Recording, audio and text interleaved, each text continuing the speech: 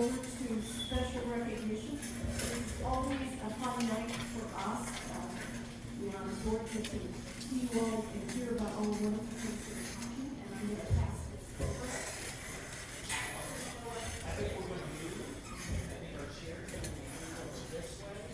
Okay, yeah, so while we're preparing here, just take a moment to speak about this fun time of the week. We get to do this twice a year. In January, we recognize students, staff members, community members who have made exceptional efforts to make a difference in the lives of our students during the first semester, and this is our time to get to do that during the second semester. So we always talk about the word impact all the time. And when we say impact, we talk about the ability that people have to make a difference in the lives of others. And when we use the word impact, sometimes we're talking about students who make that difference, sometimes we're talking about staff members who make that difference, sometimes we're talking about community members who make that difference. And we know that what makes Wyoming so special is the people. It's the people who make the difference of the experience that our students have here in Wyoming. And so that's why we're so excited to be here tonight, is to celebrate people. And so you're going to recognize kids, you're going to recognize the staff members, and you're going to recognize the community members. And so when we do that, we've kind of gotten a special routine down to do that. And so we'll have individuals come up who will recognize others. And if you are being named, we're calling out your name to be recognized. We ask that you come on up here. We've made some room. We'll stand in the line here. So I see some smiles from our students already. Yes, we're going to ask you to come on up. You'll be recognized. Yep, right there, neighbor. And then before you go back to your seat, we'll ask that you introduce yourself to the audience tonight. And we leave this way, and we're able to greet our board members who are excited about, again, the difference that you have made. So I think to start us out, our board president, is going to recognize you. We have 9 members of our Wyoming family who are retiring this year, and may I ask another 3 of you here, please come on up.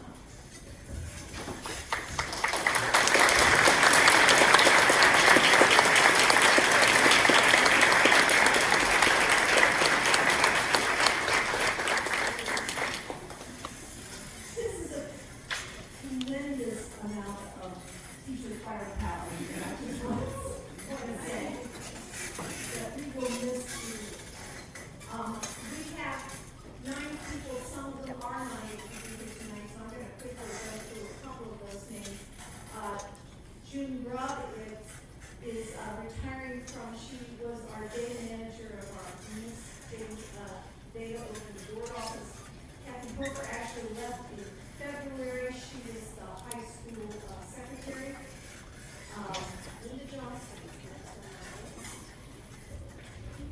Hi, everybody. Okay, Linda spent 29 years at least at Wyoming High School and is commonly known as Mama J. Woo-woo! Just goes to say, I saw her when I got on her, and it just really, not everyone is known as a Mama J, so it goes to show how much she's meant to her students. She's taught everything from Algebra 1 to AP Statistics, and her expertise will be greatly missed, as well as the love of community.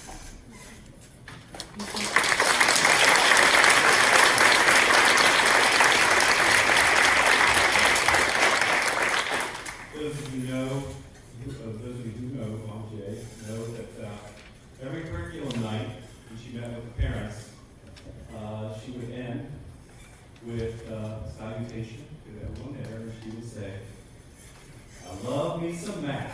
And the season is off. So congratulations.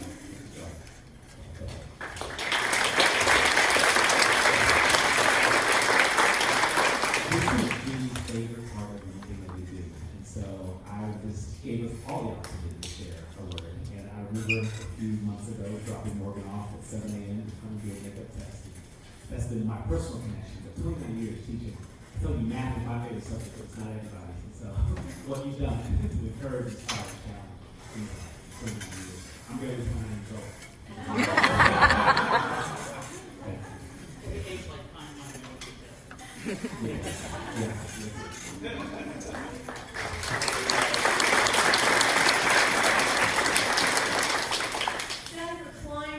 also retiring. She has been both the middle school principal and she served as a teacher at Hilltop School. She was also a principal at the primary schools. Julie Flitt is retiring. She was both in the middle school and high school. She taught both health and physical education. Veronica John Robinson.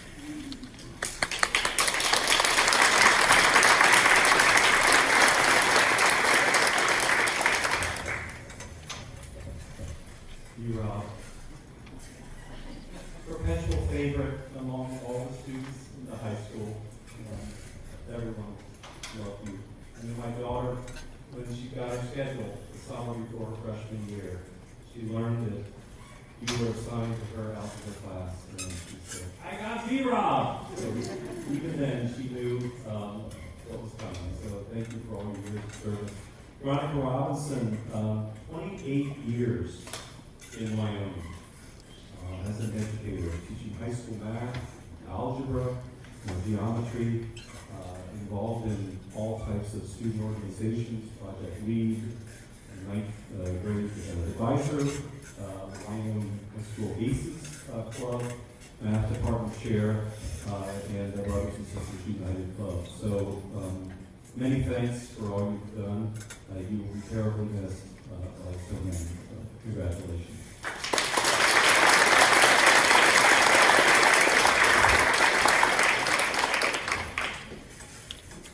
I think I did a winter of 2020. I forget, some friends of mine were doing our running on Saturday, and we were in the Wyoming High School parking lot. It was 7:30 in the morning. Z-Rob was going in the building, and we had to go out. And I was asking her, because my oldest daughter was going to be a freshman, I said, "What class are you in teaching?" She told me what class she's teaching. I said, "Well, that's one of the classes my daughter's going to be in." And we had a lot of conversation about that over time, but I was thankful for her to have the opportunity to be challenged and pushed, by you as a teacher. And I just want to say thank you. 28 years is almost 29. Both of us are very long time. I was a few years older than 28, but what it means to have it here and to be a pillar of the educational excellence that this community is, I know is meaningful. And they say when people go by one name, they're that famous, right? So yours, Rob, is a combination of, but it still is an indication of everyone knowing who you are and knowing you by name. But thank you for what you've done.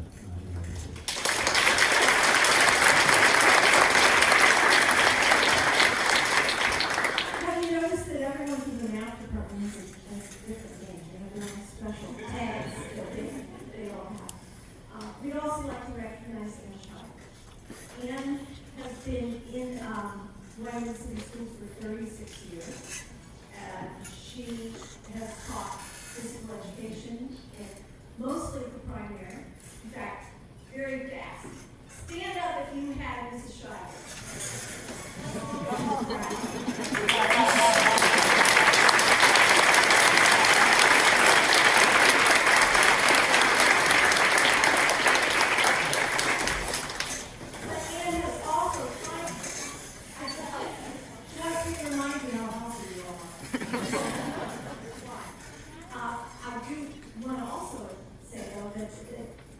I'm sure your love is in the primary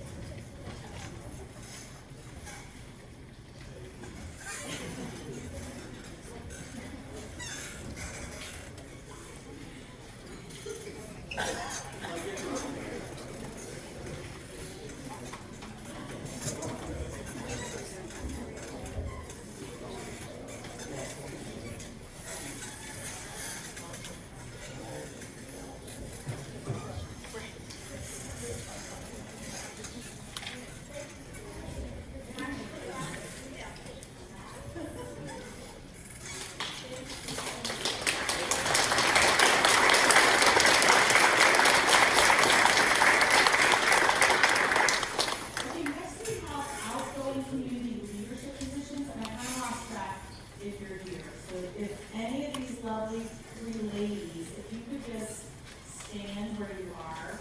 Sarah Skidmore, Brenda Blunt, and Clarissa Van Israel. But I'm just going to at least say quickly. Thank you. Sarah Skidmore has been the Parent School Association's president this past year. Brenda was Wyoming School Foundation president, and Clarissa has been the Wyoming School Music Association president. And on behalf of the school board and all the administration, we're so grateful for all the work you've put in. It's so meaningful to all the students, so thank you so much.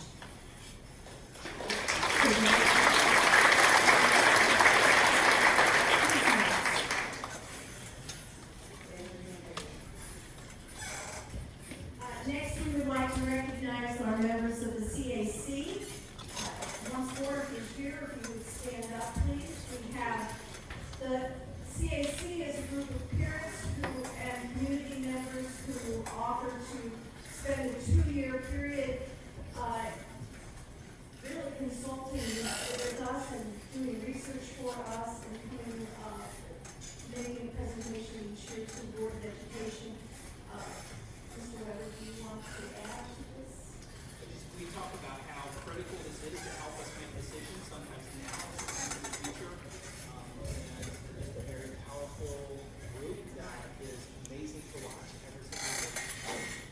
And about 2 years ago, we added some teacher representatives as well. So well-rounded group. They have done research in AI. This last year, they did research in the use of social media, both in the schools and how it affects our students. They also have done research on this interim situation we're going to have as we close down a building to build a brand new one. When the children go to their now it will be at the church, when they first started their research of these contemporary buildings, what we will be doing to make sure our education doesn't change at all. So I want to thank Joe Brinkman, Chad Harness, Dave Manager, Amanda Sanhoa, and Kathy Renstead, who were our team members this year, who are off. Or the next thing on. No, they're going off. Sorry, they're going off. And our staff members who are going off are Linda Adams, Julie Christner, and Aaron Huddle. Thank you very much for all.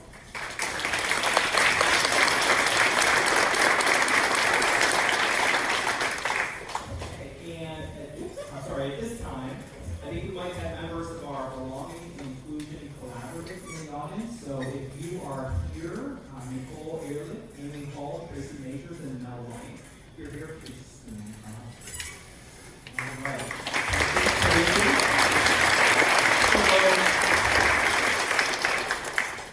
So, again, an incredible group of voluntary staff members, voluntary community members, whose mission is really to have discussions about belonging in our school district and try to identify ways that our students, our staff members, and our families can feel valued, feel connected, and feel this great sense of belonging. Because we know that when we build a culture like that, ultimately our students are going to achieve very most of the time. And that's what that's all about. And so we just appreciate those individuals and all of our belonging and inclusion collaborative individuals for having those rich conversations. How to make our district be the very best it can. Sometimes you might have heard of belonging and inclusion collaborative.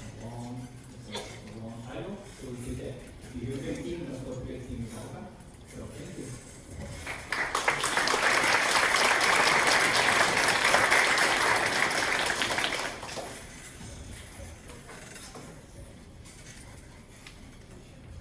Hi, my name is Julia Snell, and I am the development director at the Wyoming School Foundation. So, first of all, I just want to thank the Wyoming School Schools. One, being a great partner, a great collaborator, and a great supporter to the Wyoming School Foundation. So thank you very much. With that said, in January, Tim approached the Wyoming School Foundation and said, "We have a great family if you could fund us. Would you be willing to look at finding a middle school sound speaker system that is old and doesn't work?" And I said, "What's the price tag?" And he said, $18,400. Well, the community never disappoints us. So I want to thank all of you, our alumni, by the graduates of the Civic Center with 100 community members there in 10 minutes. We raised $8,400. The next day I got a call from 2 Wyoming High School alumni who we wished to remain anonymous and asked me, can we fund the rest of it? So we were able to complete $18,400, and tonight I want to present the check to the Wyoming City Schools to fund the middle school speaker system.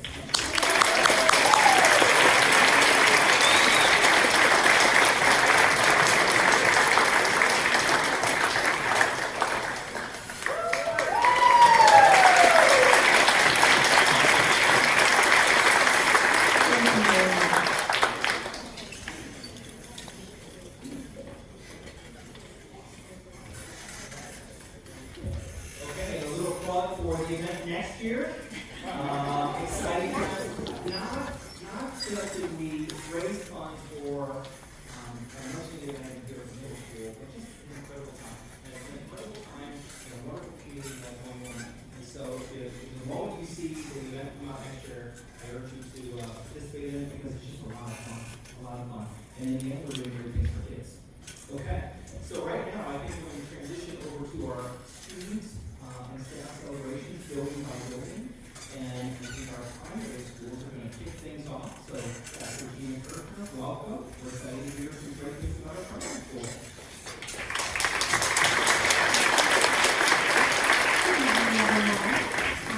First, I have a group of students who are being recognized for their artwork. So if you are here, please come on up when I call your name. Can I have Natalie Rooks, Scarlett Stow, Evan Potts, Parker Lockwood, Emily Crook, Ollie Holiday, Margot Mallard, and Jessie Brooks. Come on up.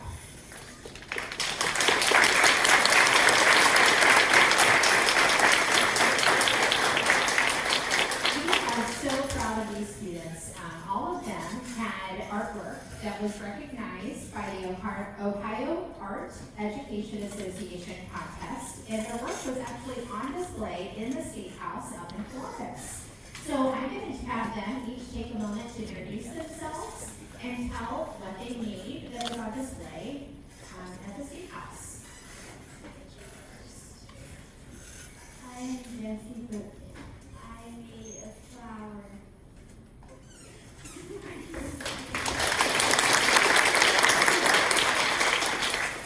My name is Emily Cook, and I won second place in essay about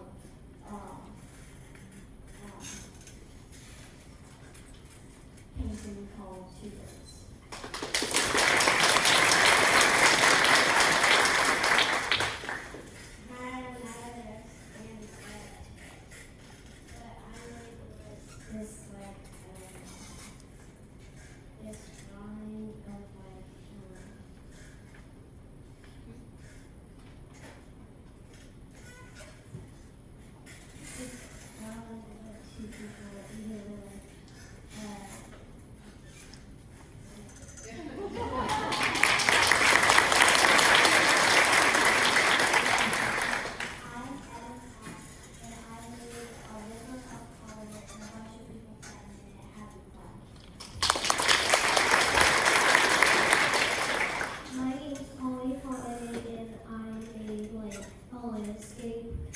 With like an ocean and some flowers and like trees here and like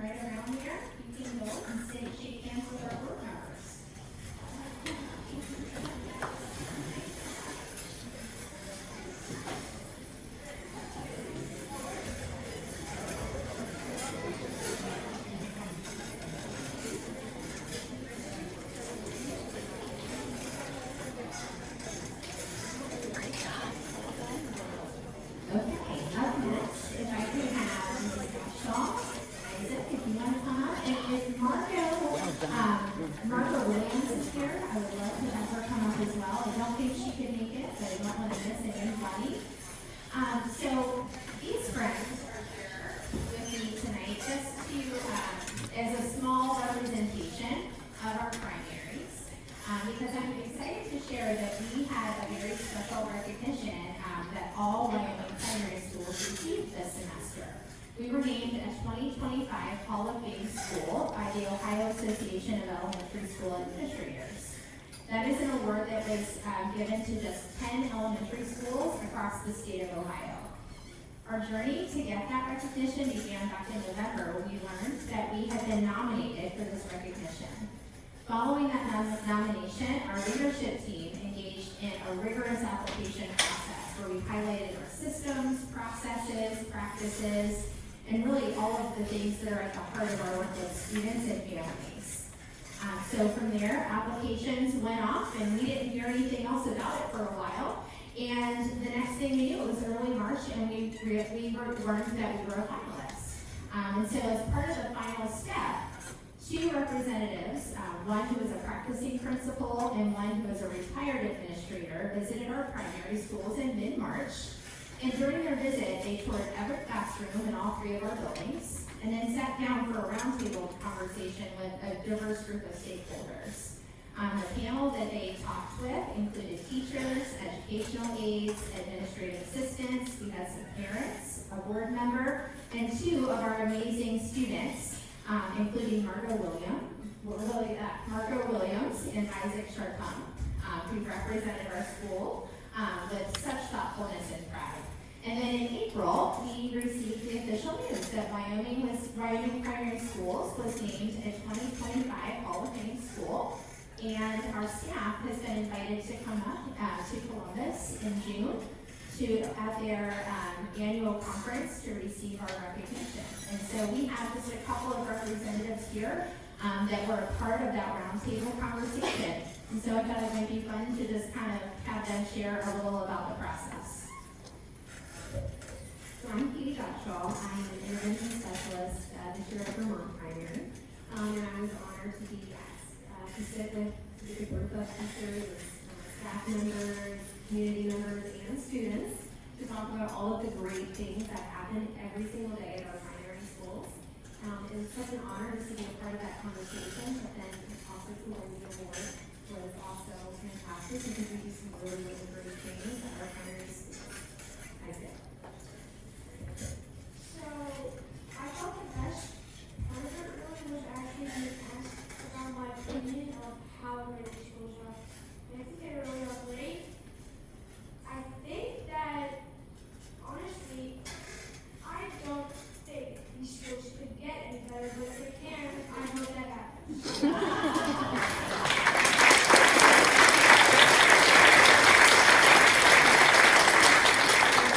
I just wanted to end by saying that the award, the recognition that our primary schools received really exemplifies the whole child education, collaborative work, and strong positive culture that our schools have. And that is exactly what makes our primary schools so incredibly special, and we just couldn't be prouder. So thank you for sharing your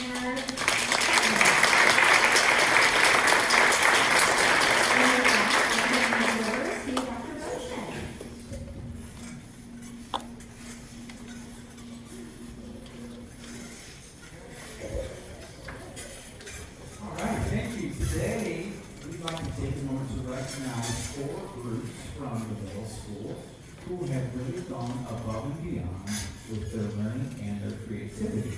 And the first group that I'm going to invite up is from the design lab with Mr. Steins. Mr. Steins, could you come on up? And Mr. Steins' students, come on up as well.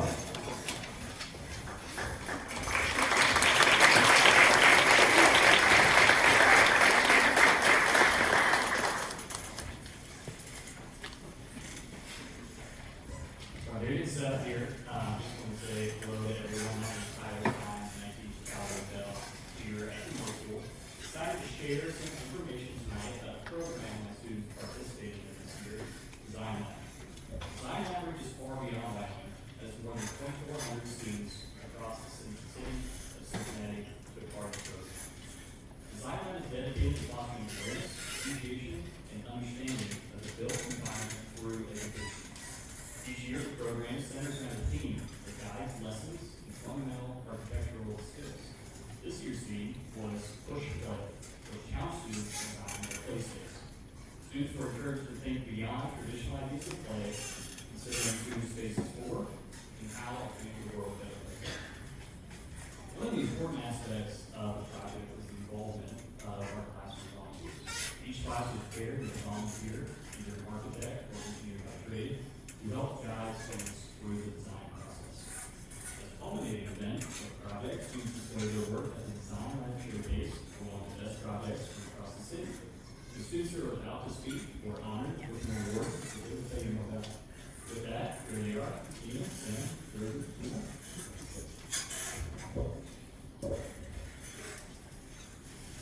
Our kids enjoyed making the project because we got to have ideas about our places that we were all passionate about while still having creative freedom. We had a fun time creating a model and slowly seeing our creations being pieced together bit by bit. Our groups loved how the park was fully accessible and that children of different abilities could play together. Started off creating with drawing and what we had in our district. There are ideas evolving over time and the programs help us to get an idea of what our park may look like. After that, we measured items in our space to scale, using an idea of 1.4 inch to a foot in real life. With that, we could begin to build our project. Once the model was completed, we made a plan that was just start and finish our project. Finishing this wonderful project was all nice to us. During this project, we learned more than natural goal. First, we did something at scale, craftsmanship, and how to create a effective model. We also learned how to work efficiently in group while including all our group members rather than taking it on any side. It's incredible how much we can learn about each other through the process. I learned that Tom Morris will making the project that helped us facilitate so that creating a model that needed attitude, use, and scale, and shape it, so it's how to learn about it. I do for everyone in the group when I say, when I say that we're so 50% of it as in the classroom. Naturally, making such a complex project came up with struggles. Working together could be hard sometimes, as everyone had their own ideas and goals. Although we always were able to compromise in the end, this was something that our group had to overcome. Along with this vote, once our vote, upper and lower levels were finished, we had to figure out how to connect them. Balancing two levels was difficult, as we had to put the schools together without the two schools falling apart. Luckily, there was nothing to compare. We won the award of the Park Professional. This award is given to the group that presents the project to the public with the most care and skill. However, this award means so much more than just a label. It recognizes how hard our group works to make our model and how much effort we put it into the presenting to best represent the art.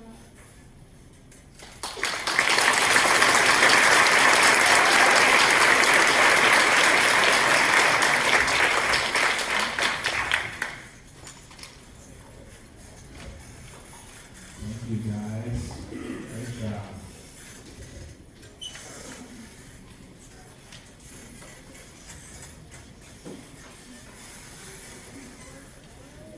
The next group that we're going to bring forward are students who work with Mr. Allen through the Model UN project. Mr. Allen, come on up, and your students are also invited to come forward at this time. You're welcome. Now we're ready.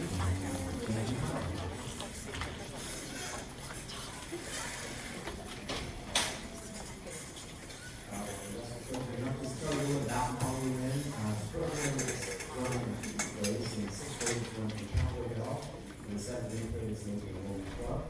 There are 2 conferences we go to. One is actually at the high school in the fall. Then we do a larger conference in the spring up in Columbus and have an online education. So for that particular conference, students select a country. They work together with their peers. They write resolutions. For students, they can also prepare a cultural performance for the country. What is really special about the kids who are here is that this program relies heavily on leadership, not only as individuals, but as a team, amongst other teams. So a lot of the work is done on their own time. We do meet after school twice a month, but beyond that, they have their own meetings, they get together. I'm primarily the facilitator, providing some of the format and structure, but as far as the creative ideas, all the work that they do, the heavy lifting, it's all these kids. I honestly do a lot that they come up here and talk about their experiences. Very proud. We took 85 kids up there this year. Did extremely well. So I think I'm going to turn it over to the kids now. You can talk a little bit about the country that you represented, your resolution topic, and then what you found to be meaningful about the experience. And that could be anything we did for the preparations or anything we experienced up close. So I was representing the nation of Vietnam along with my other team members, and we went up to Columbus in April, and I think it just was a very rewarding experience to go back for a second time, because I also was representing the nation of the Philippines back in 7th grade, and I had a really good time representing our resolution. Our resolution was like there's Chinese personnel that are attacking the fishermen and other Eastern countries when they go out to fish in the South China Sea. So we're creating a new system for that to be regulated. And me and my team members pass out flags to different countries around the General Assembly room. And we had the American when our authors presented our speech, which that was pretty awesome. And I just have thought that Molly went during my time in 7th and 8th grade was very rewarding, and I felt that it was a very good experience, and I think it will help me more. I'm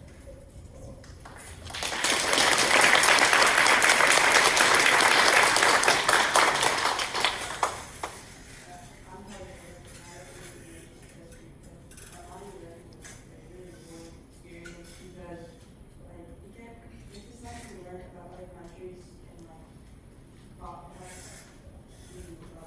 problem skills and my resolution was that helping the indigenous people in Costa Rica get their first for endangered and it just was really rewarding to see all the resolutions and hard work and everything.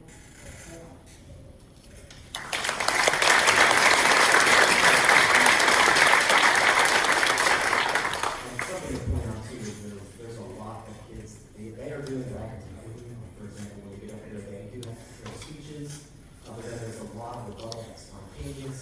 They also participate in debates, historically about 600 kids, and their ideas that they come up with on the spot, whether they're doing research in the moment or just responding to something that was said, is remarkable. So I couldn't be any more proud of these two here and all the kids who might say, thank you, community, for making this a possibility for our students. Thank you. Great job, guys. Our next group is from the Power of the Pen, and the two faculty members who work with the Power of the Pen this year are Mrs. Shanky and Mrs. Trunks. Come on up.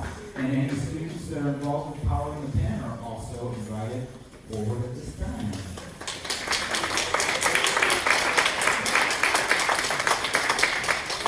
Hi everyone, I'm Emily Janke, and I'm really excited to celebrate the accomplishments of these amazing writers up here during their Power of the Pen. These students participated in Power of the Pen as 7th graders this year, so this is their first time participating. And for those of you who don't know much about the program itself, it is a competitive writing program that challenges students to craft original short stories in just 40 minutes using just a brief, oftentimes very obscure prompt. There are 3 rounds in each tournament that these students compete in. And this year, I have the privilege of coaching Power of the Pen with Rena Month. This was our first year stepping into the coaching role together, and we're very aware that we have big shoes to fill. We're honored to continue the legacy of Beth Turner and Jen Sabi, who's sitting right back there, who collectively led the program for over 25 years. Under their guidance, Wyoming became a recognized name in the Power of the Pen community, and in those 25 years, they coached at least one student who qualified for the state tournament every single year, which is amazing.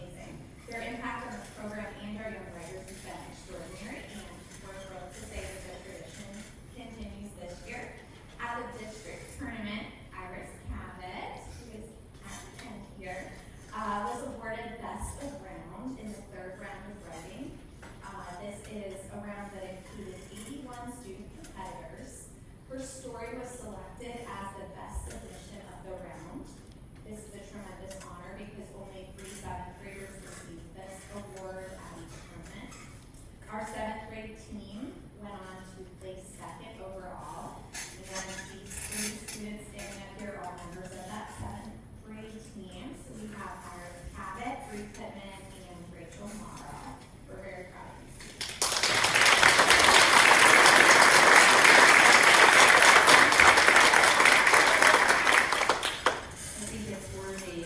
I'm Ray Monks. I think it's worthy to go ahead and continue to brag about these girls. At regionals, our students continue to excel.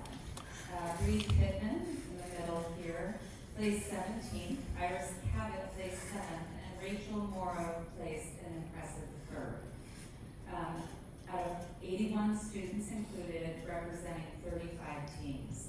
All 3 have now qualified for the state tournament, which will take place on Thursday, May 22nd at Ashland University, where they will compete against top riders from 9 regions across Ohio. These successes are the result of great effort and commitment. Our writers meet weekly, devoting time to write, revise, and hone their storytelling skills, oftentimes marinating in whatever we can say about their writing, taking that within themselves, pivoting, and working on that very skill the same day. Power of the pen demands not only creativity, but also mastery of structure, voice, and technique, all within the constraint of a ticking clock. It is a specific and rigorous discipline that challenges students to produce compelling fiction under real pressure.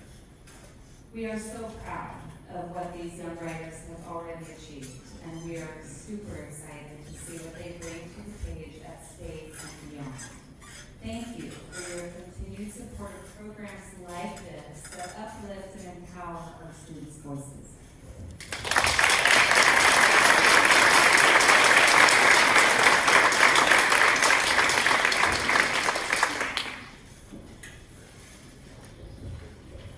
Thank you. And our last group to be recognized at the middle school are art students who have worked with Mrs. Williamson throughout this school year. Mrs. Williamson and your students, please come on up to the front.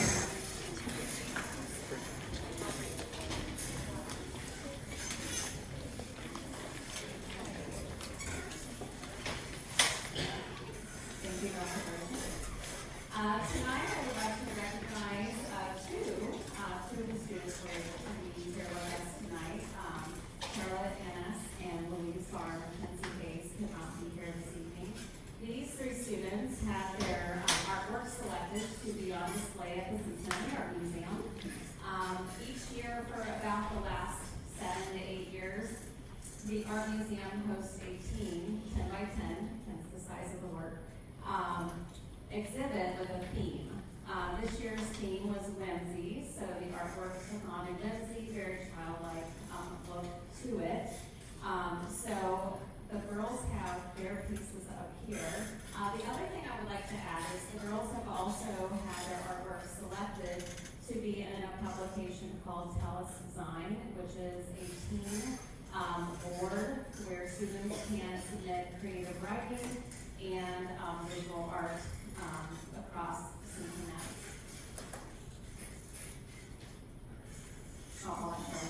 Yes, I brought slides to make them much bigger because these are really tiny. So here's Charlotte's piece.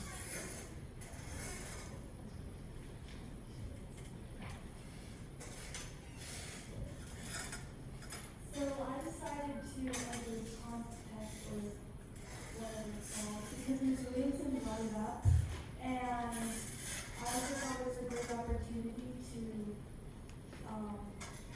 get my art out there, and also it was just really fun to create something that other people would see.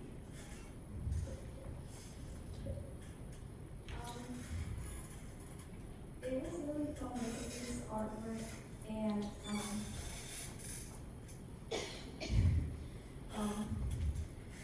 yeah.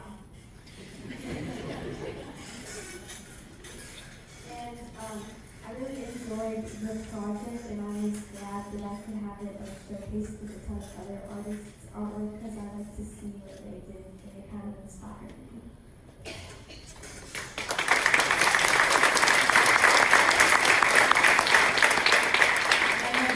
Really bashful up here right now, but the other thing I would like to say about these 2 is they are always engaged in their work, take great pride in their work, and that's one of the main goals, and they enjoy what they're doing. So thanks for representing us.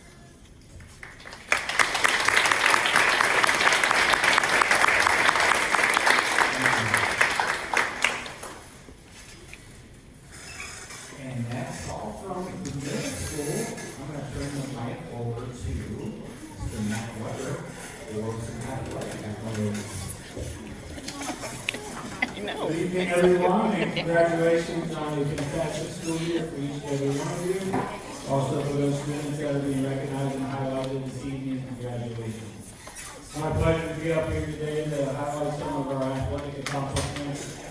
Winter and spring season, as you know, spring is going on still right now. Girls across playing the regional first round game up against CCD, so let's keep that up.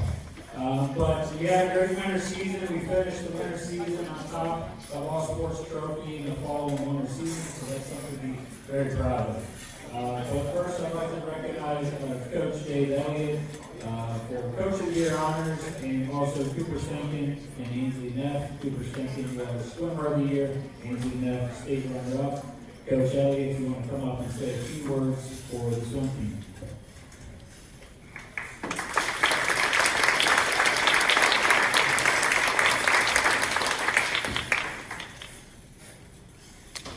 Amelia Auger and Willow Adams, please come up, please.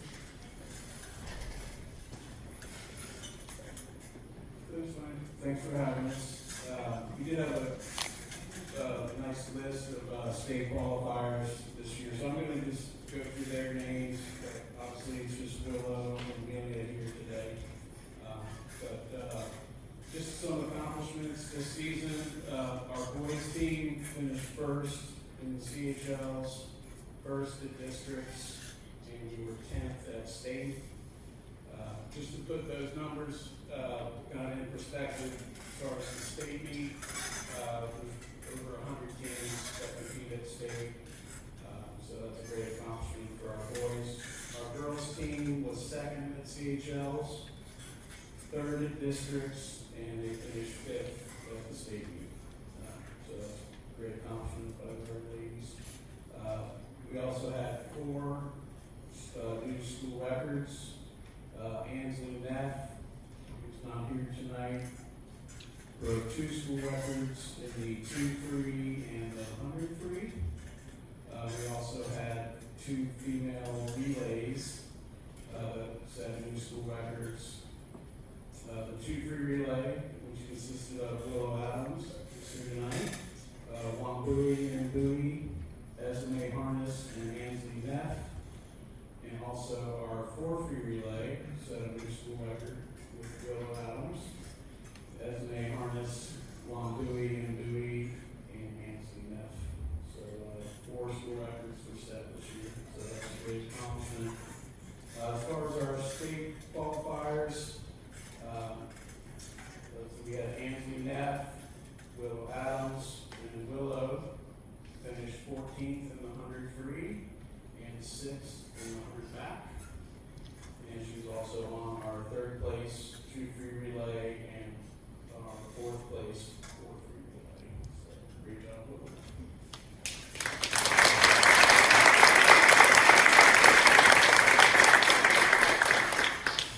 And Amelia was a 2 IM qualifier. She finished 32nd at the state meet and was only freshman, same as Willow, so the future looks pretty bright for us, for our female team. And Amelia is a great breaststroker, great IMer, so just really proud of these ladies. So a couple other names. Lucy Eamon was also a state qualifier. She's one of our alternates. And for our boys, Cooper Stinkin was a state qualifier.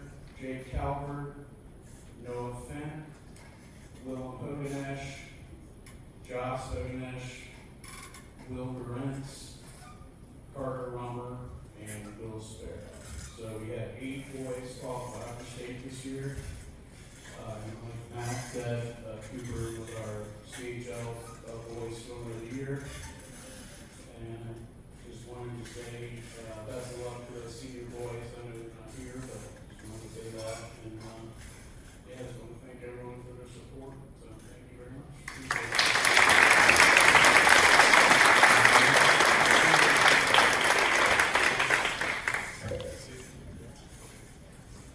Next, I'd like to congratulate and highlight Olivia Hill. Olivia Hill continued her athletic success in indoor track as she won the OATCCC indoor track long beyond champion. She's not here this evening, but I did want to congratulate her on her outstanding accomplishment this winter. I know that districts are next week, or tomorrow, in Richmond, so excited to see her compete, excited to see all our track and field athletes compete here for districts and make another good tournament run. I'd also like to congratulate Luke Freund for state qualifier wrestler. He was a wrestler state qualifier this winter, so again, great season by Coach Pittman and the wrestling team. And lastly, I'd like to bring up Coach Matt Brooks, head coach of the boys basketball team. Coach of the Year honors, as well as leading our Cowboys to another CHL championship and a state Final Four appearance. Coach Matt Brooks.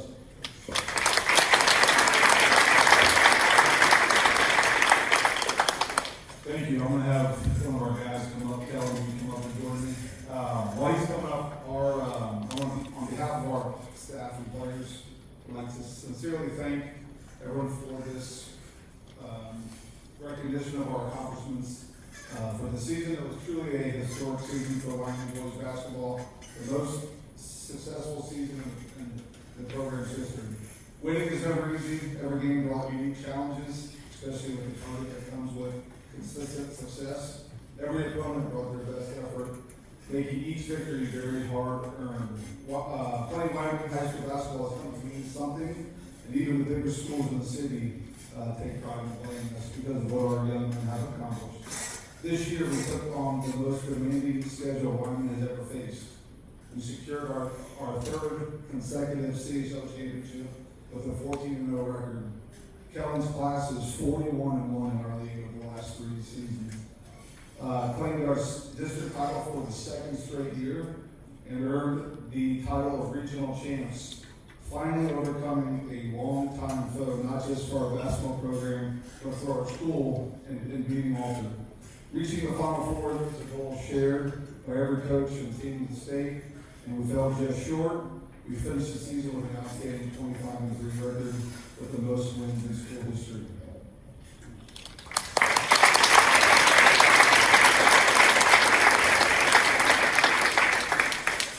I can't talk about the last play much. I'm still getting over it, but I want to thank everyone.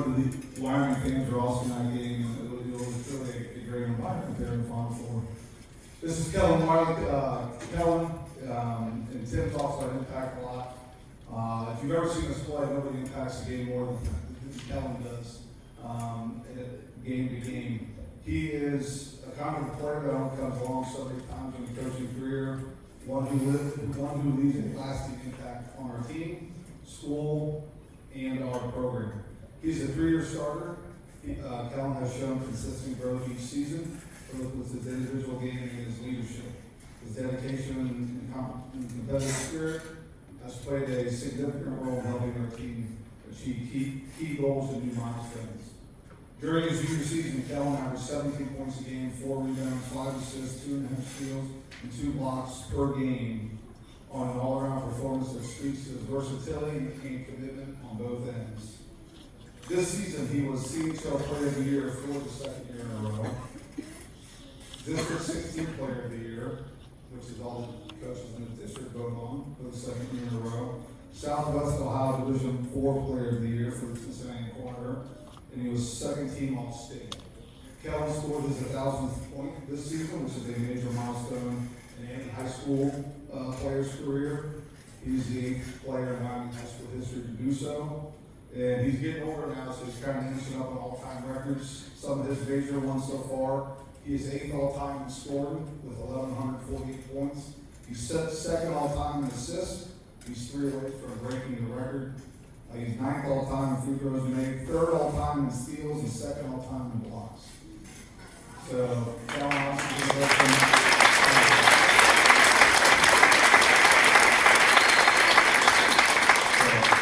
Kellen, players like him makes my job pretty easy.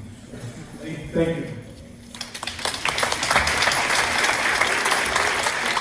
Congratulations, Coach Lewis, Kellen, and our entire basketball program. Again, spring season is still going on. Tournament time, please visit our athletic website. Check us out on social media as we highlight more of our spring success. Without further ado, Mr. Bournemouth with the high school.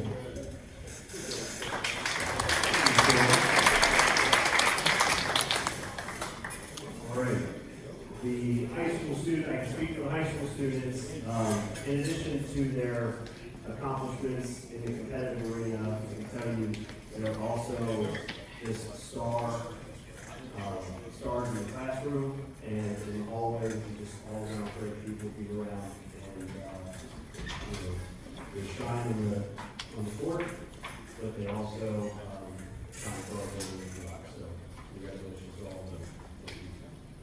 So, a couple of people are going to be here tonight. Some will not be. The first one that we want to draw attention to is our district nurse, Nicole Murphy. Probably a familiar face at all grade levels. She can't be here tonight. She has a family engagement with one of her children who are ascending out of their grade level into the next one. So that's an accomplishment in celebration for her family. But just wanted to bring just attention to Nicole and great work that she does for our district. Had the privilege of meeting Nicole this year, but then also traveling with her to DC, so I saw the countless hours that she puts in planning and preparing for trips for our students, for not just the trips that she goes on, but trips that she sends students off on with all of our teachers.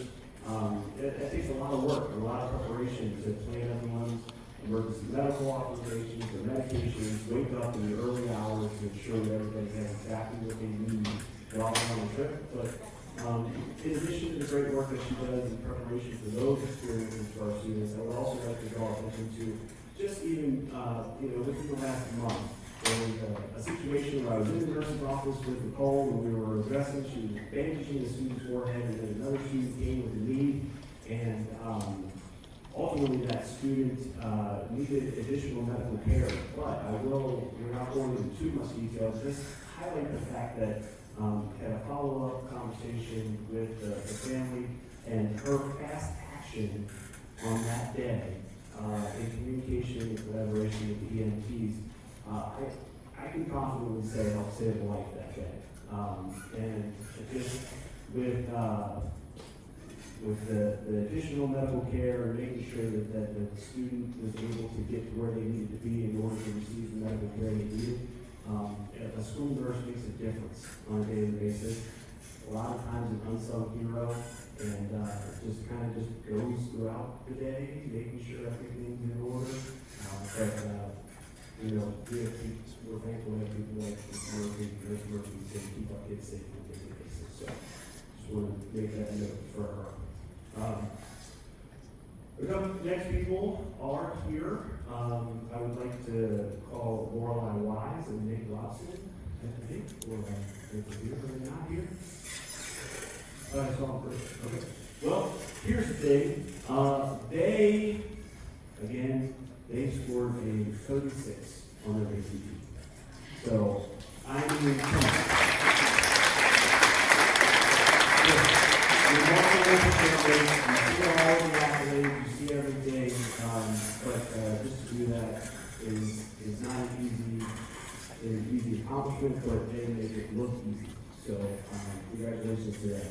At this time, I would like to call Tracy Mason up to acknowledge some of our students with the competition that they recently participated in and were quite successful. Ms. Mason.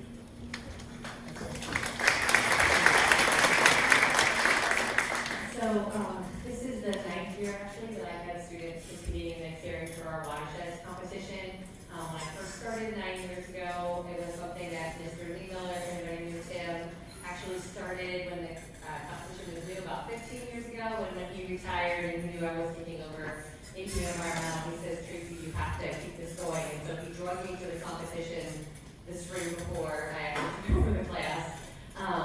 And it's really, really cool opportunity. The students basically write a proposal based on an environmental problem that they see, and they come up with a solution. And they can get up to $1,000 to implement their solution if they are chosen as a top 10 finalist. When I first started, it was in Hamilton County. And so every year for the past 9 years, I have had at least 2 of the top 10 groups from Wyoming High School. They started off with, they usually had about 90 people that would submit proposals, so that was, a pretty good feat. And then about 3 years ago, they opened it up to all of Ohio. So now it's largely promoted just in Hamilton County and in the Cleveland area, but they're up to about 140 proposals every year now that they pick the top 10 from. And so again, this year, even with a small group of students, I had 2 groups in the top 10. I also had an honorable mention group, and so super proud of those kids. They competed at the zoo with their final projects where they present to a different round of judges what they did. And I had one group that came in 5th place. That was Olivia and Ava and Anna. And then I had another one here. I was going to bring them up there. So, and then Maddie and David came in 3rd place. My honorable mention group is actually still implementing their project.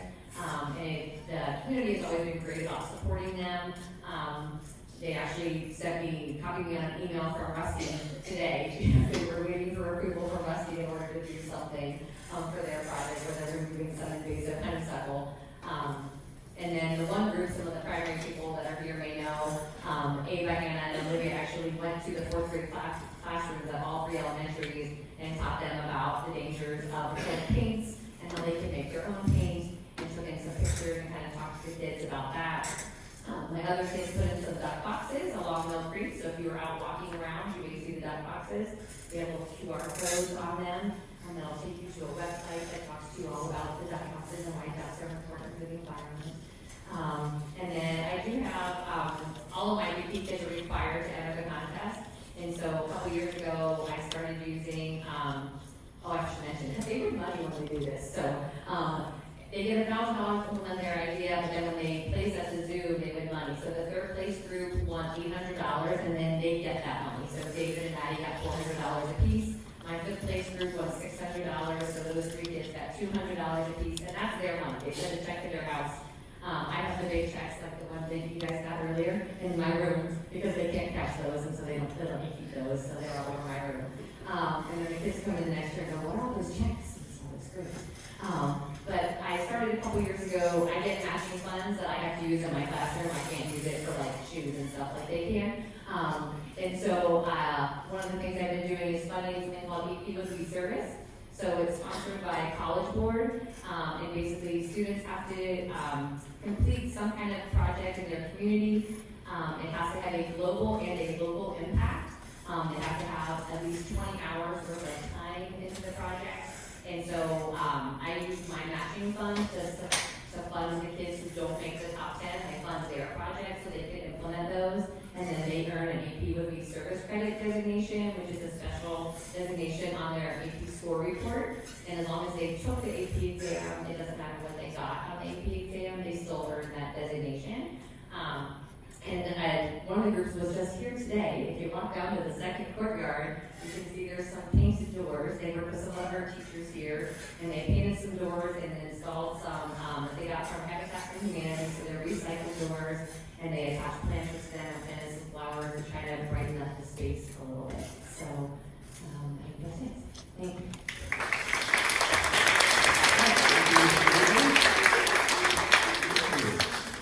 All right, is Ella here?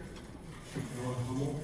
Okay, just briefly, Ella was recognized as the Simon Ledger Junior Human Resources Award winner. It goes to, in short, it goes to one junior and one senior who submits their students can compete for this. And Ella is the 4th recipient from Wyoming High School, and we couldn't be more proud or happy for Ella for that award. Mr. Walters, you could please come up. What does everyone usually get each year in high school?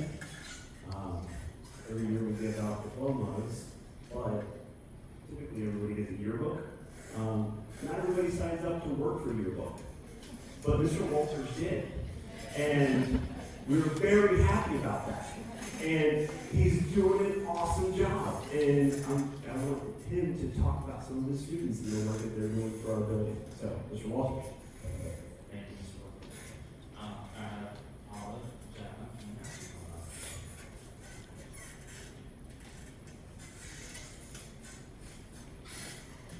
So, like Mr. Williams said, my name is Christopher Walters. I'm one of the art teachers here at the middle school. I'm also at the high school, and I'm also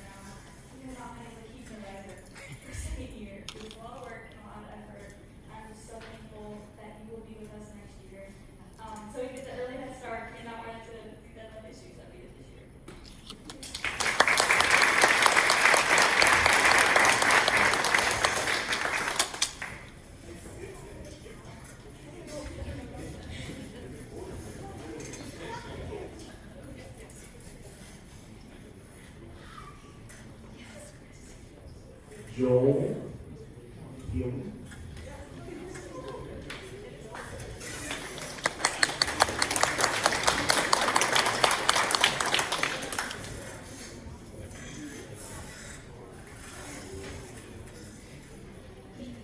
All right, Joel, you tell me how you want to do this. What, do you want to explain this? Do you want me to explain it?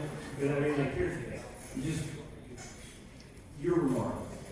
Okay, if you were at the grade 9 through 11 ceremony just this past week, you already know what's coming. Okay, so spoiler alert for all of you. Don't reveal anything else. But don't.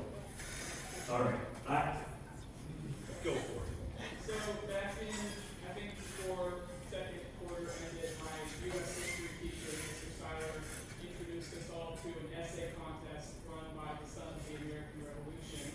And I was like, okay, I thought it was great. I might as well do something. And so I took it up and I decided you just have to write about something about the Revolutionary War. And so I wrote about how the Oneida Nation, which was one of the 6 nations of the Iroquois Confederacy, aided the Patriots in a multitude of ways during the Revolution, through the Battle of Oriskany, through Valley Forge, through the Battle of Saratoga, and I submitted it. And I found out in the winter that I had won first place at the Cincinnati chapter level and at the Ohio Society level. And then my essay went on to the national level, and a couple of weeks ago I found out that I was the national first place winner. So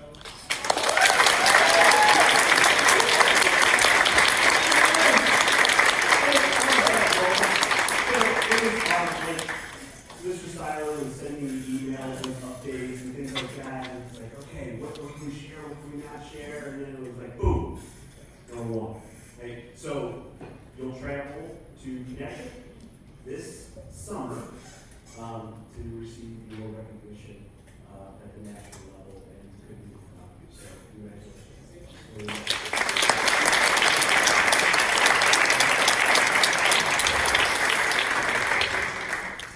Dennis Shacker, Mr. Shacker.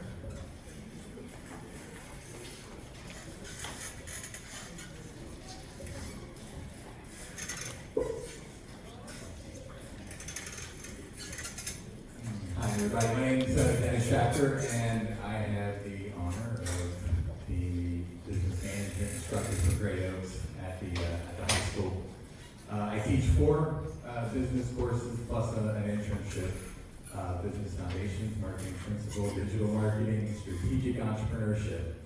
And all of my students, by virtue of being enrolled in a business class at Wyoming, are members of DECA. DECA is the 50-year career tech student organization in the world. We have just under 300,000 members in the high schools alone. This is our 5th year of having a DECA program. We compete in District 6, along with 2 chapters from Indian Hill, 2 chapters from Marymount, and also a very large chapter at Sycamore High School. It's without a doubt the toughest district in the state when it comes to DECA. I want to bring one of my members down. Come on up here.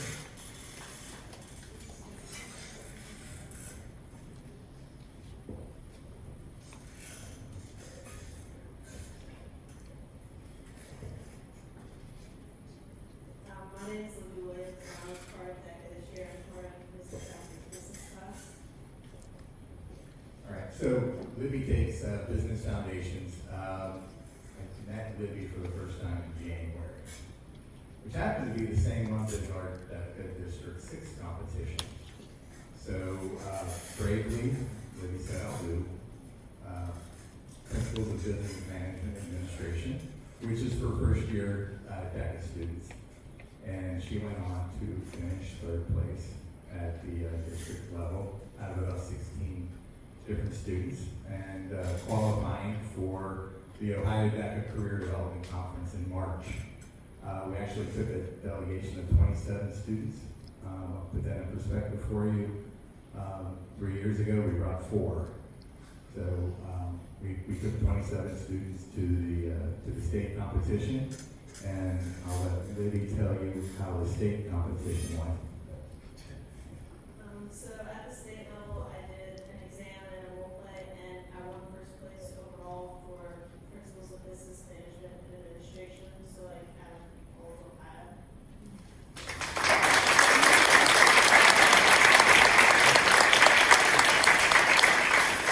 And she's kind of selling herself short. It's a very rigorous, 100-question exam. At the regional level or district level, we had 60 minutes. At the state level, we got 90 minutes to complete it. There's actually 2 role plays that she had to do, a preliminary role play. And then the top 12 from the various heats, I believe there were 6 heats, go on to a final role play. And they throw out the first role play. The exam counts for 33% of your total score, and the role play counts for 67%. So Libby became our second state champion ever in the Principles of Business Management and Administration. And by virtue of finishing in the top 5 in Ohio, she qualified for the International Career Development Conference in Orlando at the end of April. There, along with 25,000 other students from countries like the United States, Canada, Germany, Spain, China, the Dominican Republic, Puerto Rico, Slovakia, are all there competing in a grand total of 46 events. I'll let Libby tell you how the International Career Development Conference went. So at ICPC, I was in an event with about 200 other students, and we were broken into heats. And so it went into a similar process. You had an exam, a preliminary role play, and we found out if you final. And so I found out I was in the top 20 out of the 200. And then we did another role play, that's the final role play, and they found out I was in the top 10. So then that night I found out I was in the top 10, and I ended up winning Principles of Business Management and Administration. And it was like just a really great experience. And I think that was kind of small at Wyoming, but I literally tried it out randomly this year and just took me to places I never would have gone otherwise. So I think it's really worth something just taking a chance on, even if you don't think you'd be any good at it.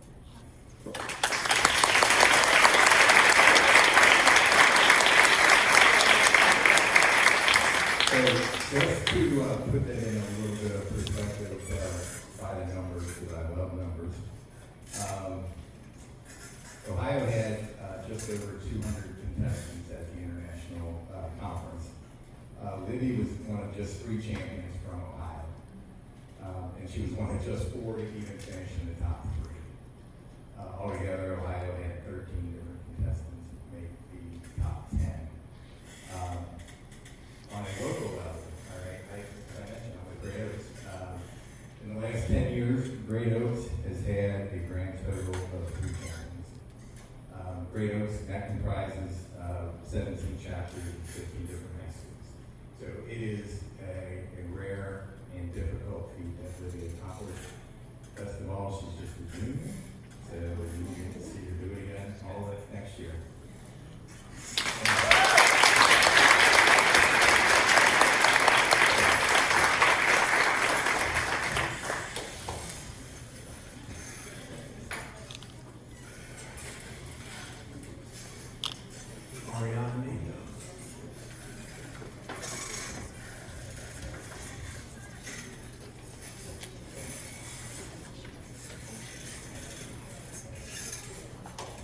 All right.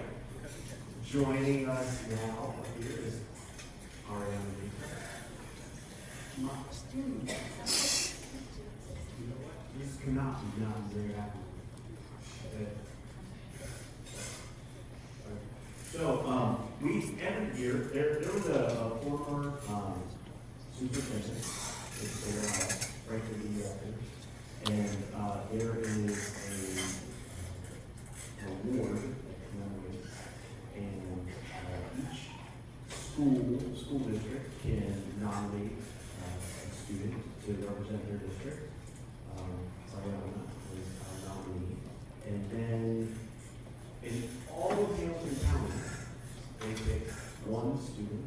to head to the state. Ariana was the representative from Hamilton County this school year to head to the state to represent not only our school district and our community, but also our county at the state level, and just it's a rare award that's unique to the state of Ohio, and it's very prestigious, and very proud of you. And if you'd like to share a few words about what that experience was like. It was fun. She called me to her office, and I didn't really know what it was. She was calling her office for anyways, but she called me to give me this award, and I was like, I didn't know what it was at all, but it consisted of a list of activities, awards, an essay, GPA test scores, letter of recommendation from the council, so just like a standard application. And yeah, this was like in February, so like by that time senior writing had hit, so I was like not sure how much time pressure we put into this, but like I was like, this is what I'm thinking for a reason, so I should like try my best. And yeah, it was I applied, and then they reached out to me and they were like getting home, and there was a ceremony up in Columbus, a dinner, and I got to meet everyone there who also got people from the award from different counties, and yeah, that was pretty cool. So yeah.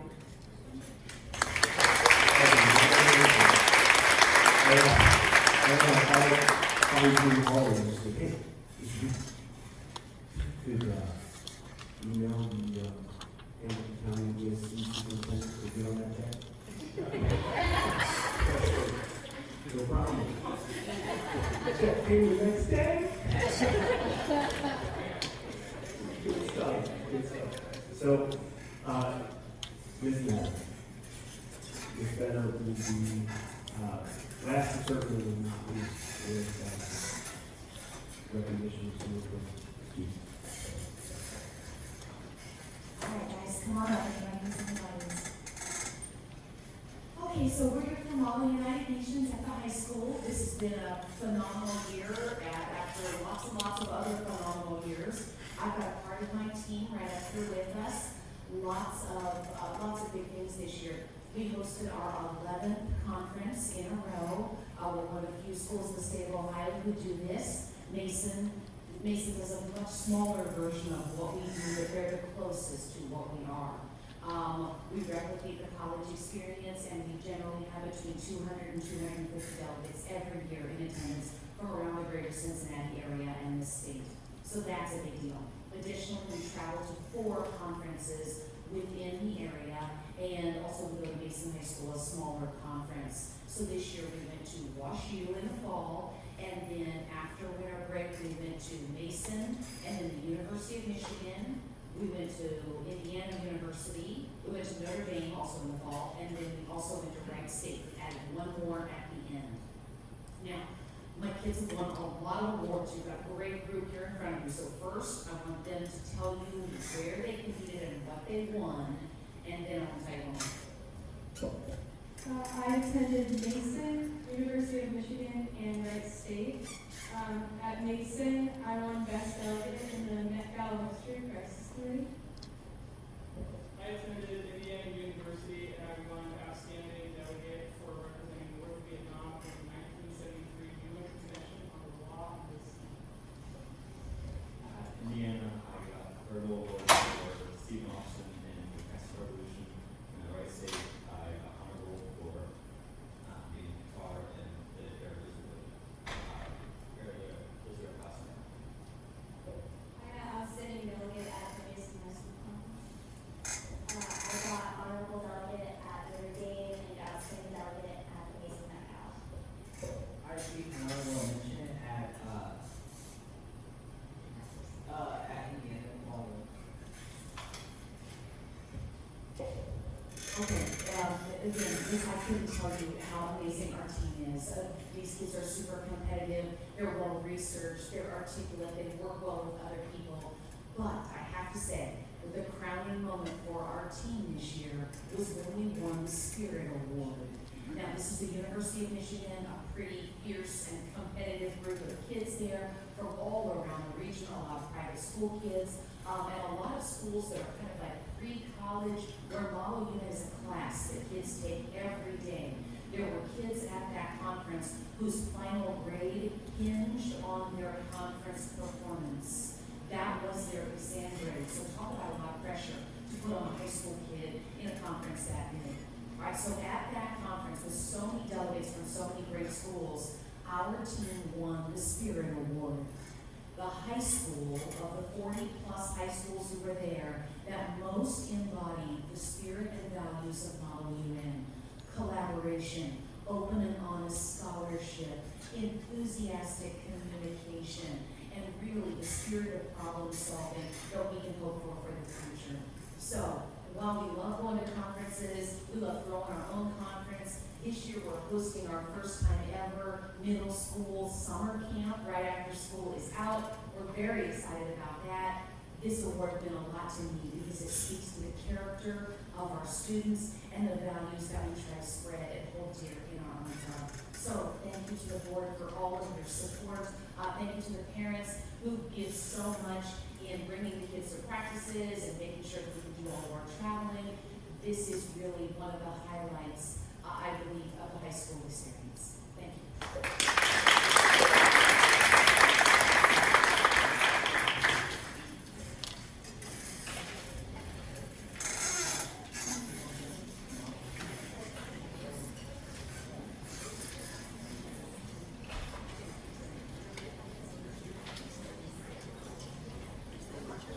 Thank you, Ms. Bender. Thank you to everyone who stayed until the end. Appreciate that. Appreciate you being here. It's just a testament to see the primary schools up through the middle school. It's no secret as to why the high school is so successful, because its foundation comes from the primary school, comes from the middle school, and the high school. It's great to know that we can speak the words of excellence. We live them. So, great job, everyone. Thank you very much. We appreciate you being here tonight. We've got a lot to be excited about, obviously. We are going to transition now into the rest of our meeting. You're welcome to stay. But I know it's been a long time already for folks. Again, we appreciate everyone being here celebrating this happy Wyoming.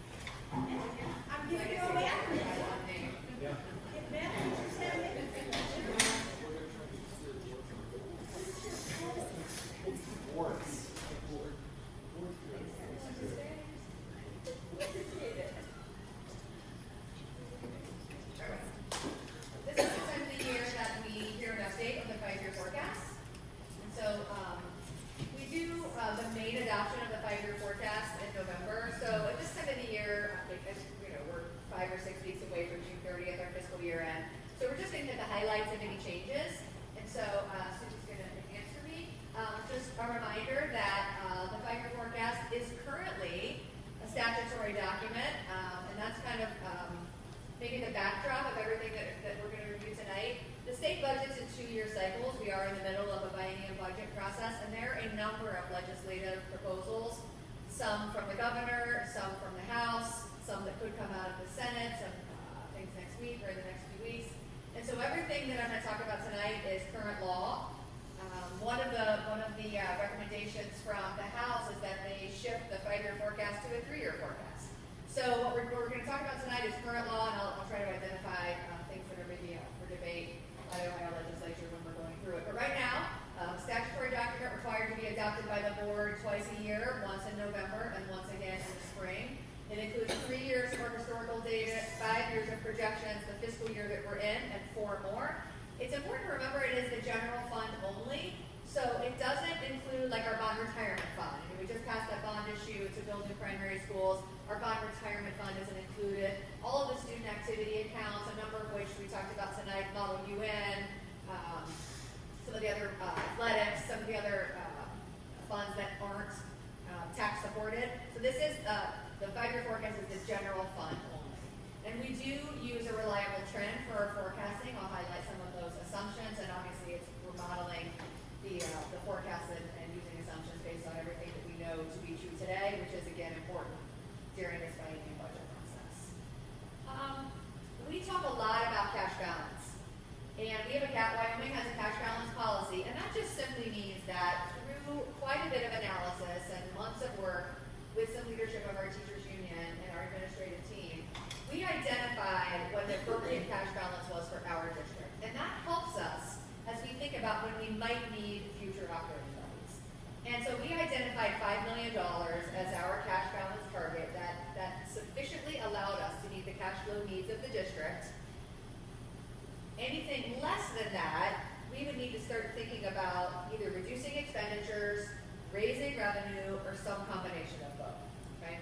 And so immediately anytime that we as a leadership team or as a board have a big picture financial conversation, all of our eyes go to that bottom line, and we see how does it impact the decision we're trying to make or the planning that we're thinking about. How does that decision impact our cash balance? And I added some percentages onto the bottom of this graph because one of the key pieces that's been introduced by the Ohio legislature as part of the House's version of the budget bill is this metric that says they're going to determine whether your cash balance is too low or too high. So we, as a school district, through engagement with our union leadership and through our board, identified $5 million as our target. To say, hey, when we get to $5 million, we really need to start having some conversations. Or when we see it coming, really, when we see $5 million coming, we need to start making some decisions about how we're going to either reduce expenditures or have a plan to increase revenue, which for us then is an outright levy. And so, as you can see, we're in fiscal year 25. That's the year that we're in right now, that we're getting to finish, approaching finish on June 30th. And so our cash balance as a percentage of the expenditures of last year is about 28.5%.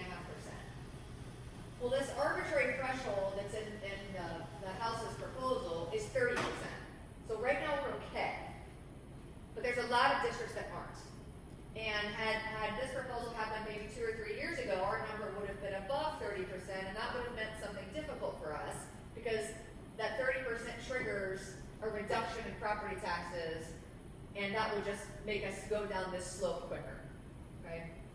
Now again, it's just a proposal, and so we're going to talk about maybe here over the course of the board meeting how we might ask our school community to do some advocacy in opposition to that threshold. But I put it on here just so we can continue to have conversations and make sure we know and understand because we know what our cash balance means to us in terms of dollars.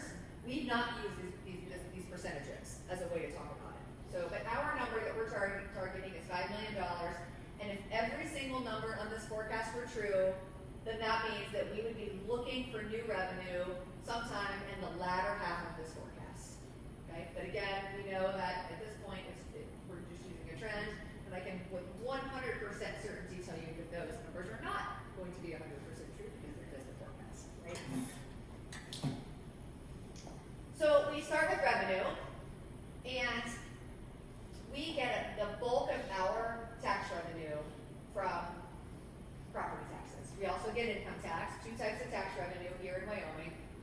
40% of it, 40% of our total revenue is from property taxes.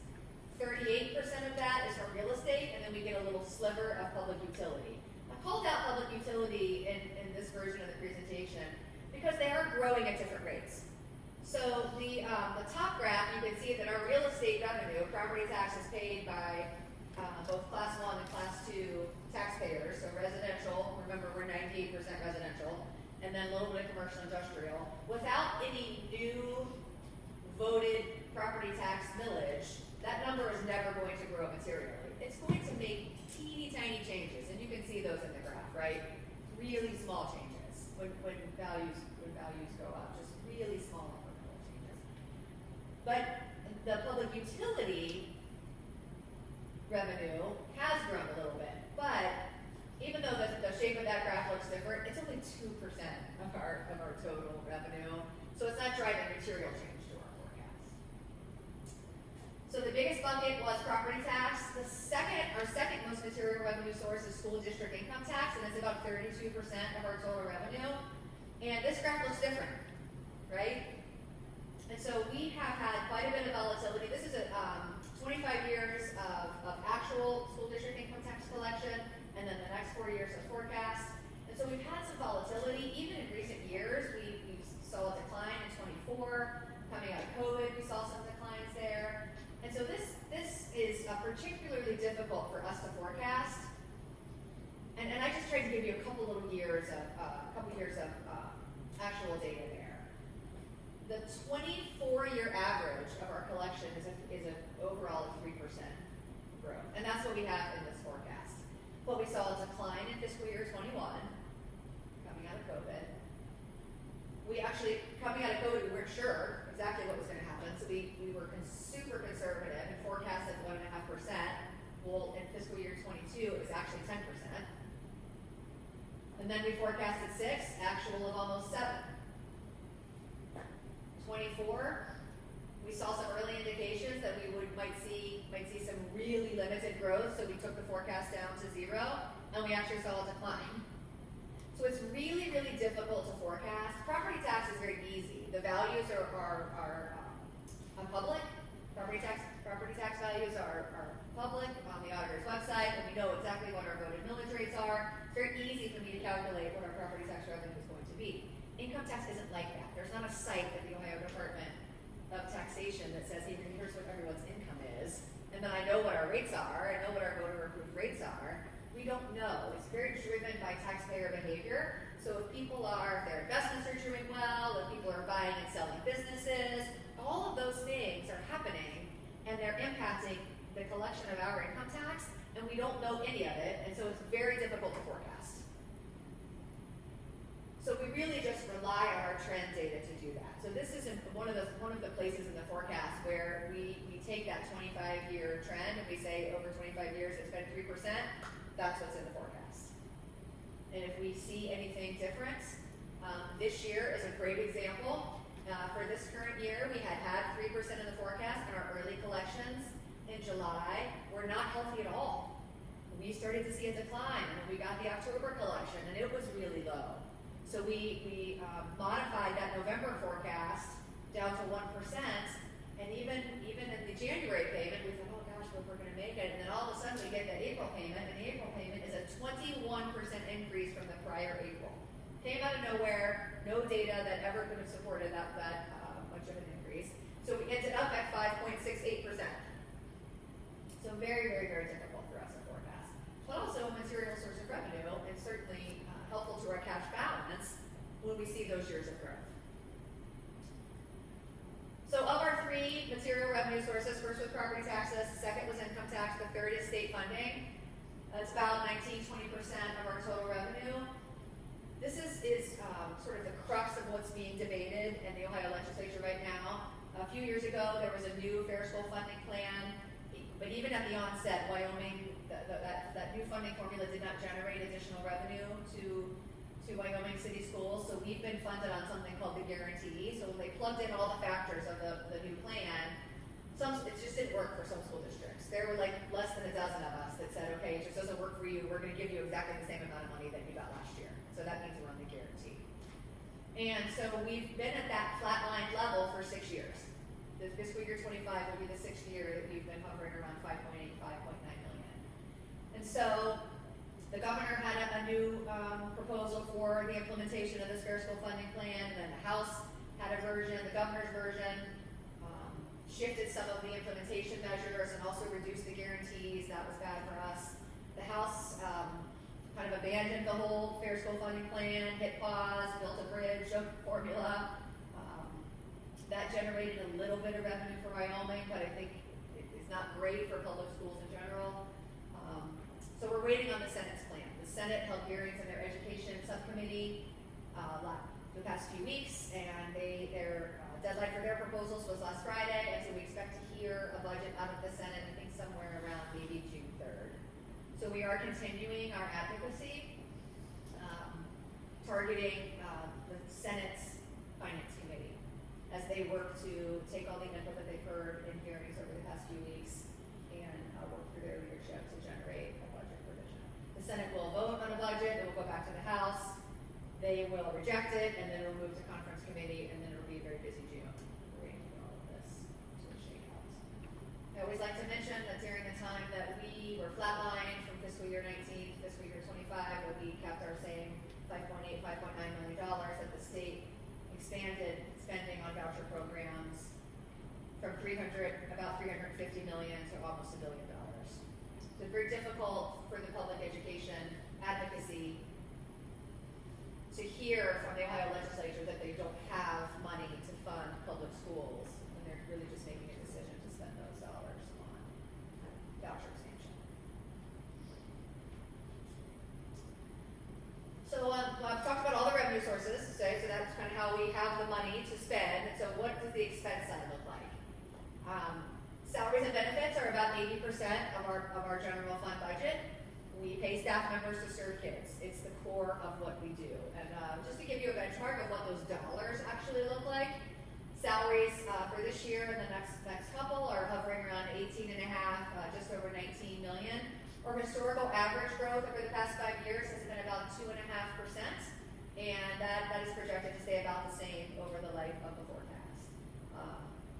We know that labor costs, there's pressure on labor costs, and so we are continuing to monitor that over the life of this forecast. Same on the benefits side.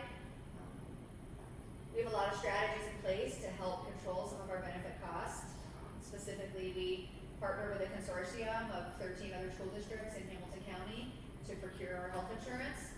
And through that effort, we've really been able to keep some really reasonable benefit growth historically in this forecast, and then also modeling that out forward. So if 80% is salaries and benefits, what's the other 20%? Well, about 13.5 of it is something that we call purchase services. And instead of paying staff members to do something, we outsource is sort of a common way to talk about. Instead of paying Wyoming employees, we would outsource that work to other companies. Other items that fall in that are utilities. And I've given you some of the dollar thresholds there just to kind of so you can put your arm around what those expenses look like. Sub costs really increased for us this year. Even still coming out of, I hate to even be saying the word COVID when I'm doing this presentation, but it is the reality. So since then, we've really struggled with sub procurement, and that was a difficult line item for us this year, and we had to increase some appropriations. So when we think about purchasing these services instead of our own employees, it's things like our outsourced transportation, our outsourced custodial services, and then again, fixed costs like things that you might have or see in your home, just regular repairs, legal services, utilities, those sorts of things.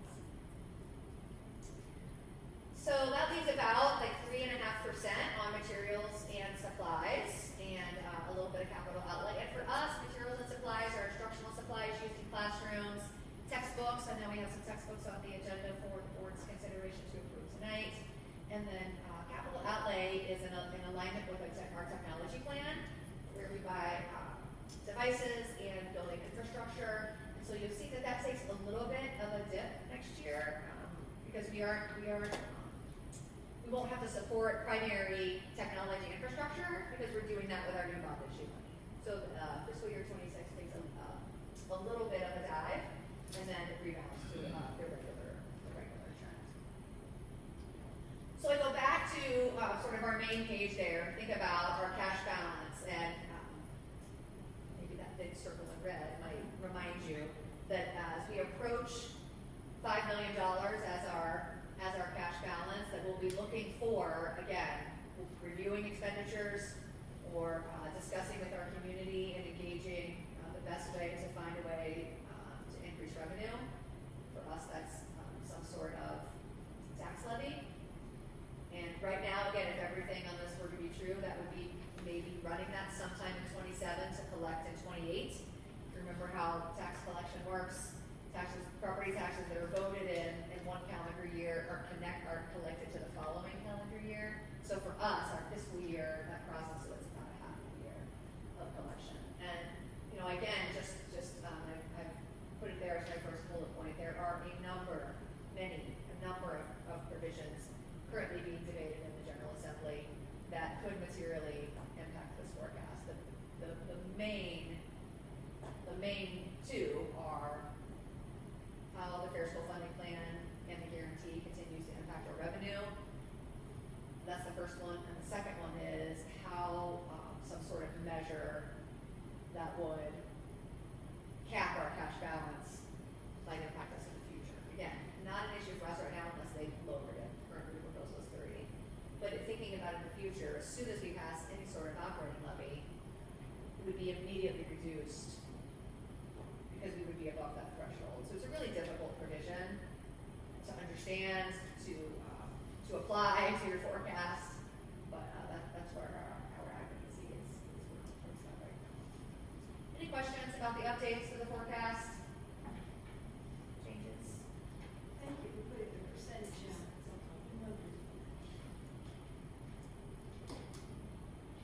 Thank you. Thank you. So I think it's part of my recommendation later this evening for your approval. So.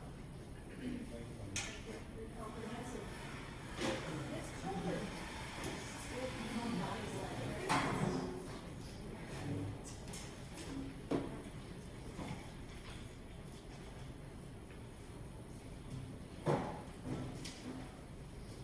All right, thank you for that update. Committee reports. I believe we have a committee report from each one of our groups. So why don't we start with belonging and inclusion? I will share, we had our final meeting on April 29th, and we were talking about the culture of evidence. We were reviewing data and just practices for reviewing data. It's a great model shared with the group, and excited to bring that to our administrative team to just find new ways to look at data on the impact that we have on student experience. Citizens Advisory Committee had their last meeting.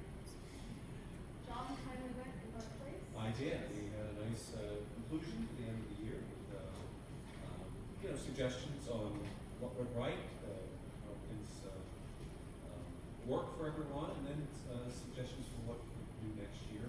And we had some good ideas, including topics. We asked what we might have them do next year. What we suggest. So all in all, well attended and a lot of participation.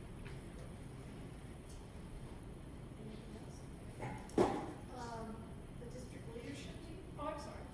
Go. No, I'm just thinking this year we did 2 projects, the previous year we did more, just as we think about the wonderful ideas, there was discussion about the anxious generation going on social media, but what comes after it is a continuation of that, and just thinking wisely about how many we do and take on, and how it affects that. There was a suggestion by one of the members that kind of dovetailed what we just suggested. It wasn't specific to what's next, but the suggestion was assimilation of data, of knowledge, information. When you do kind of overwhelmed or data from all these sources, bring it together in a way that you can effectively manage it and use it and apply it. Everything's out there, all kinds of sources, all kinds of databases, but in terms of gathering it, note taking, and simply sitting in the classroom. So some really suggestive or good suggestions in terms of possible subjects. It would kind of take that next step.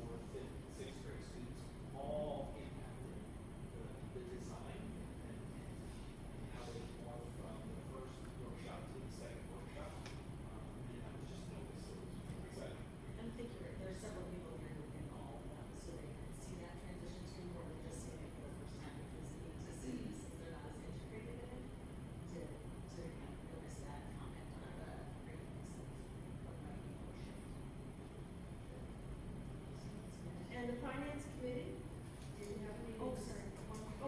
Thursday is important. It's the retirement. Retirement open house. Celebration. The celebration of the top is Thursday from 5 to 7. Yeah, So so I don't wanna school walk building through. retirement open house. Are we okay to give them a sledgehammer? Not Not yet. yet. There are people asking about that, Yes. but not yet. People are suggesting we can make some money off that, right? Sell chances to take a whack at the school. You may have to sign a waiver to get it. I need someone else or myself. That's good, that Thursday will be, but if people can come at any time, it's an open house opportunity. 5 to 7, sorry, not at 5 to 7 p.m. only, 5 to 7. Person's actually onwards. It's 5, that's all, alright? Thank you. It's a celebration. And now with finance. Do that. Would you like me to do it? Sure. The theme was, yes, you could do it. The theme was, what the right hand giveth, the left hand taketh away, right? That would be a theme, yes. We reviewed some modifications in the current year appropriation related to, salaries and benefits. And, so we reviewed one, our income tax, the increased revenue for this year's income tax, and then we had to make some appropriation increase, so those are from, we did see some increased forecast positive revenue, but then we had to add some increases to expenses for salaries and benefits. We talked about sub costs. We have higher income tax collection. We also have higher income tax fees. So we did have enough appropriation for that. And then also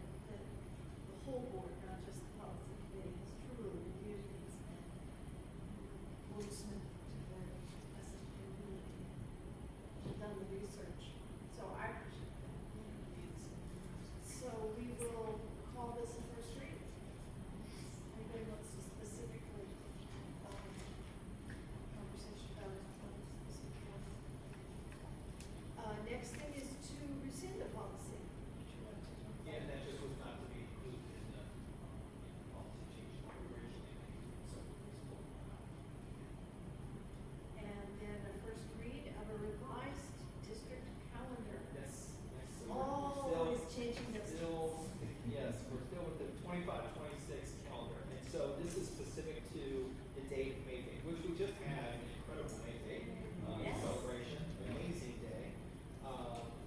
Thanks to everyone who put forth a great effort to celebrate the day with our students.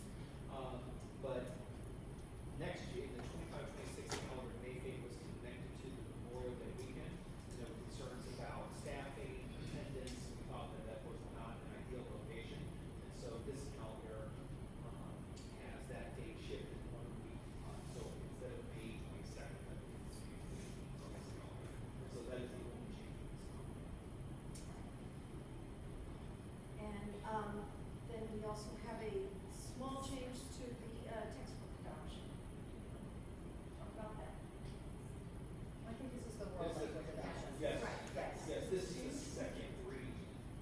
Yes, you did the presentation at the last regular board meeting, so they sat for 30 days in the board office.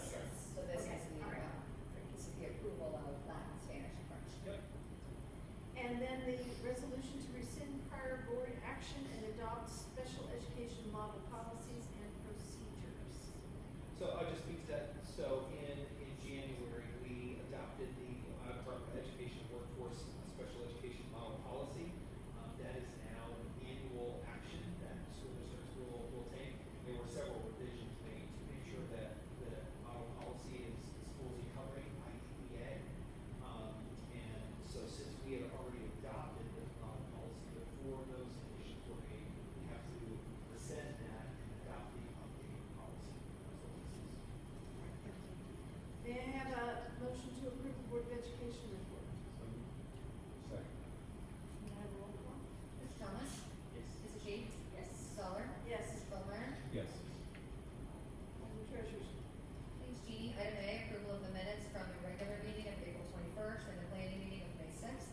Item B, approve the statement of revenues and expenses for the month ended April 30th.